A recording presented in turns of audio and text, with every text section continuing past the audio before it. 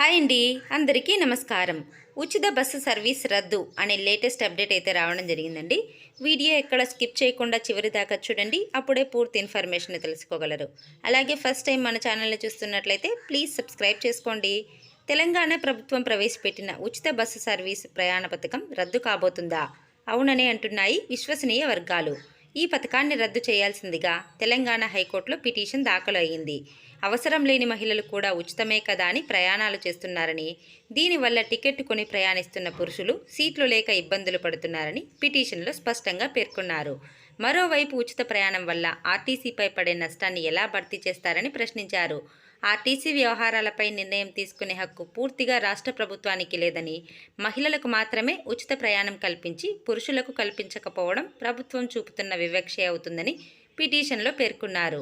ఉచిత ప్రయాణాన్ని అమలు చేస్తున్నట్లు తెలంగాణ ప్రభుత్వం పాస్ చేసిన జీవో 47ను రద్దు చేయాలని పిటిషన్లో ప్రస్తావించారు. 1950లో కేంద్ర ప్రభుత్వం రూపొందించిన రోడ్డు రవాణా చట్టం ప్రకారం ఆర్టీసీ కార్పొరేషన్ ఏర్పాటైంది. ఆర్టీసీ బస్సుల్లో మహిళలకు ఉచిత ప్రయాణానికి అనుమతించే అధికారం రాష్ట్ర ప్రభుత్వానికి లేదని ఆనాడే కేంద్ర ప్రభుత్వం తేల్చి చెప్పింది. త్వరలో హైకోర్టులో ఈ అంశంపై విచారణ జరగనుంది. ఇలాంటి మరిన్ని లేటెస్ట్ అప్డేట్స్ కోసం వీడియోని లైక్ చేసి షేర్ చేయండి. అలాగే ఛానల్ని సబ్స్క్రైబ్ చేయండి. Thanks for watching friends.